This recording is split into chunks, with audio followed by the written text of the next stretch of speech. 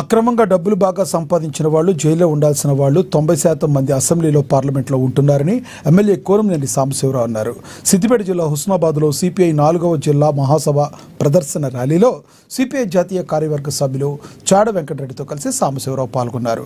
కమ్యూనిస్టులు అధికారంలోకి వచ్చి నేరపూరిత రాజకీయ నాయకులను జైల్లో పెట్టే రోజులు వస్తాయన్నారు. వేల కోట్లు అక్రమంగా సంపాదించుకున్న వారు దేశభక్తుల, అడవుల్లో ఉన్న మావోయిస్టులు దేశ ద్రోహులా అని ప్రశ్నించారు. అడవుల్లో ఉన్న అనేక మంది మావోయిస్టులను హింసించి చంపుతున్నారని ఆవేదన వ్యక్తం చేశారు.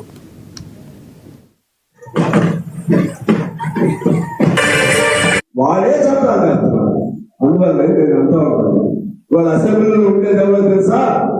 అసెంబ్లీలో డబ్బులు బాగా సంపాదించినటువంటి వాళ్ళు, అక్రమంగా సంపాదించినటువంటి వాళ్ళు, జైలులో ఉండవలసిన వాళ్ళు అసెంబ్లీలో పార్లమెంట్ లో ఉంటున్నారు 90% మంది. వాళ్ళందరినీ మన చట్టం వస్తే, మన కమ్యూనిస్ట్ చట్టం వస్తే, అరే నీకు ఇన్ని వేల కోట్లు ఎక్కడ వచ్చింది దాన్ని లెక్కలు తీసి మరి వాళ్ళందరినీ జైల్లో పెట్టే రోజు వస్తాయి. మన కమ్యూనిస్ట్ అధికారంలో పెడితే వాళ్ళు ఇప్పుడు అసెంబ్లీలో పార్లమెంట్ లో ఉన్నారు. మనం ఎక్కడ ఉన్నాం? కమ్యూనిస్టులు ఎక్కడ ఉన్నాం? నా ఒక్కరు లెక్కేయకండి, లేదా 5 10 లెక్కేయకండి. కమ్యూనిస్టులు ఎక్కడ ఉన్నాం? మనం ఉంటే రోడ్డు మీద ఉన్నాం. పరిస్థితి ఉండదు.